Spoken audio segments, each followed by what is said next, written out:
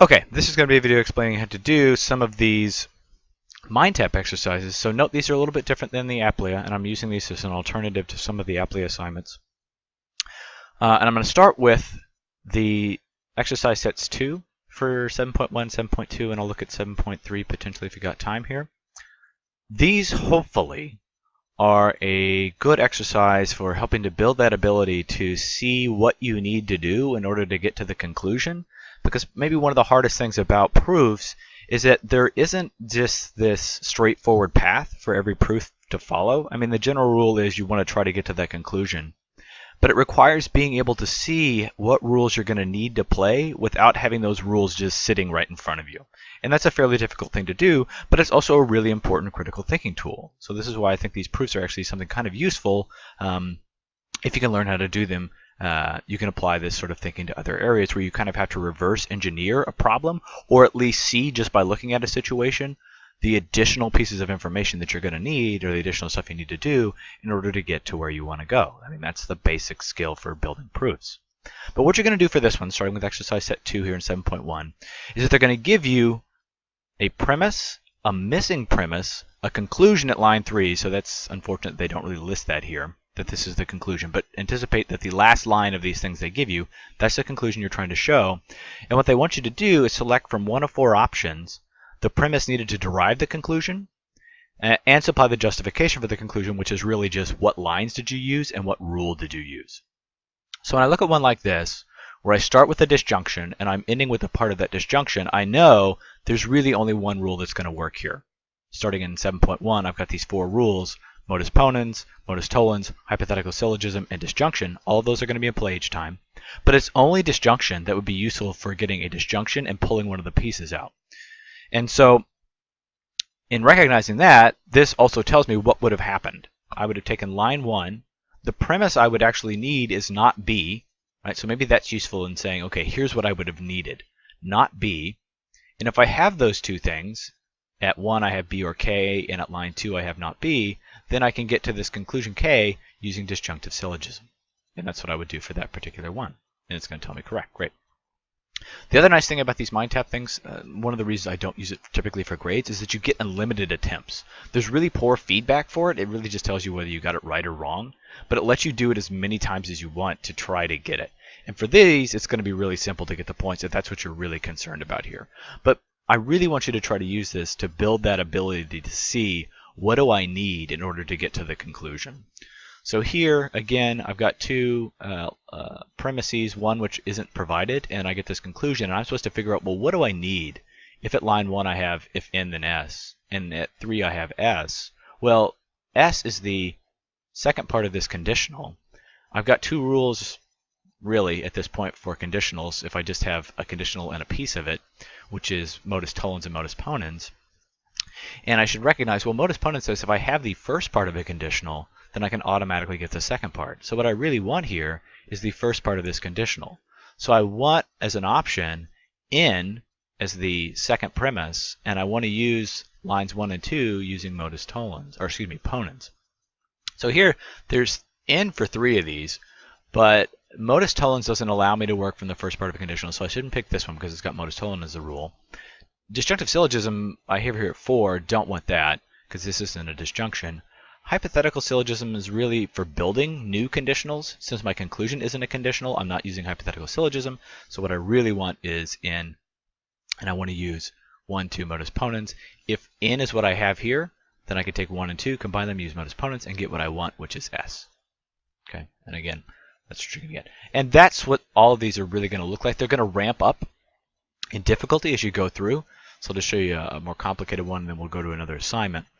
And I'll give a wrong answer first and then see what kind of feedback they give you. Here, I want to get to J. That's what I finally want. It's not as obvious just looking at these things how I'm going to get there, but I can sort of look and see, well, here's J, but it's at the start of a conditional, so that's not going to be easy to get to, so probably not going to use anything here as far as getting directly to J. Here's not J. If I had not B with disjunctive syllogism, that would give me not J, but that's not really what I want. Here, I think is my best option at 3. If I have not Z, I can use modus ponens and just get to J. And really, since I'm only using one line, and one premise, that's what I should be thinking here. Okay, there's J. Here's the only place J is where I can easily get to it in one move. Can't get it here with modus tollens because modus tollens negates whatever it's applied to. I'd end up with not J. Not here either.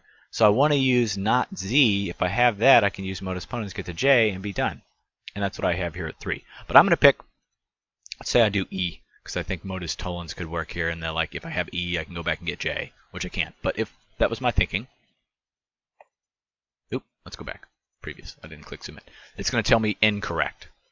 And the other sort of bad part about this is, once you select an incorrect answer, you have to redo the entire assignment. You can't do it piece by piece, kind of like you can do with the Applia stuff. And all it tells you is that it was wrong. So here, like I said before, what I should have been picking there is C. If I have not Z, I can use 4 and 3, use not Z with this conditional, and get to J using modus ponens. Okay, so that's that kind of assignment. For 7.1, you've only got 4 rules in play, but that's what's going to happen for each of these exercise sets 2. They're going to ask you to provide a particular premise that you need to get to the conclusion.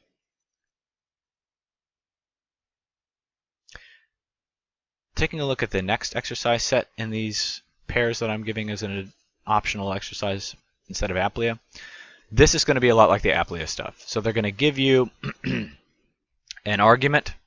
So here the argument is these 2 premises, and this is what I'm trying to get to, not A. So I get to use these 2, and what they want me to do is for each new line here, where it says premise above it now, I'm going to use a rule to try to get to not A. So if I have not C, or if not C, then it follows that if A then C, and I have not C, I should recognize, oh, I can use modus ponens. And what I'm trying to get to is not A. Since that's the first part of a conditional here, if I could get not C and use modus tollens, that would give me not A. So that's my strategy at this point. But first thing I'm going to do is take these 2 and give if A, then C is going to be the output if I use a rule. And the rule I'm going to use is, no rule has been selected. I got to select something. So once you put in what you are getting as the output here, this one's maybe not as intuitive. I need to give a line that I got it from, which was lines 1 and 2.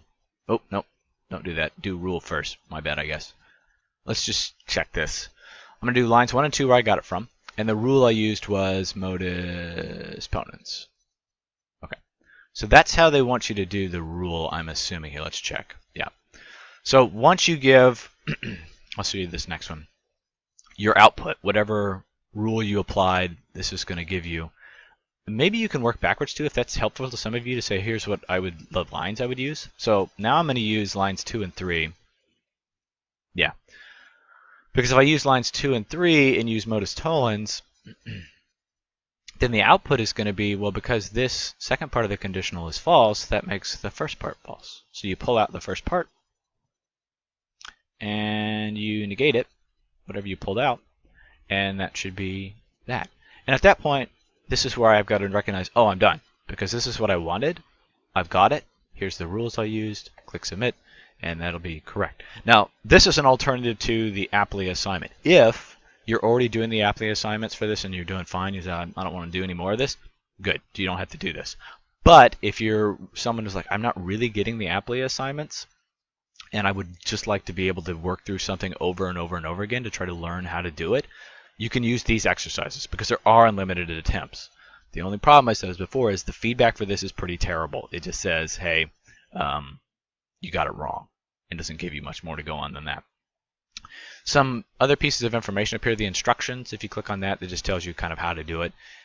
They tell you to do what you're getting first and then click on the lines and then do the rule. You could do it reverse like I did too, where you click on the lines, the rule, and then say, okay, what would that get me? And then there's also the rules of inference with some explanation. Okay, let's do one more of these, a little more complicated, and then we'll jump to 7.2 just to show what that looks like. So here, clearly more complicated. I'm trying to get to L, which it looks like the only way I can get that in these premises is that I'm going to have to use disjunctive syllogism at some point. Like if I can get not S, then I can use disjunctive syllogism and pull the L out. But all I'm going to do first, if I don't see that, is just see if I can use any rules. And it looks like, yeah, I could use 2 and 3 with modus ponens. that says if I have a conditional, which is what this is, and I have the first part of it, which is what this is, I can get the second part. So let's pull out not G. Okay. And now that I have not G, this is available to use in my argument, or in my proof. So not G I can use up here with this claim. So if I use not G with 1 and use modus ponens again, that'll give me not G, or excuse me, it'll give me G or if S then G. So it's G or open parentheses S then G, close parentheses. Check that. Okay. Now as I go, because I have not G at 4 and I have this disjunction, this stuff you just gotta keep looking at it. Not G here, new disjunction here, so I could use disjunctive syllogism with 4 and 5 to get if S then G, which is just the second part of this, or the right side of this disjunction. And now that I have this, well, I should see, oh, now's an opportunity to use something with 6, namely 4, to use modus tollens, which says I can take, if I have a conditional, the second part's false, I can make the first part false. So modus tollens, I pull out the first part of my conditional, S, and I just negate it. It's not S. And again, if I had my strategy, I'm like, all right, cool. I knew that if I got to this disjunction, if I have not S, I can pull out L, which is what I'm going to do now. So I'm going to take 3, I'm going to take 7, I'm going to use disjunctive syllogism. Where's DS? And I'm going to pull out L and be done. Okay, so that's those particular sets. So I'm going to wrap this up actually and do the 7.2 stuff in a separate video because it is a little more complicated and I want to give it ample time. So that was the 7.1 stuff.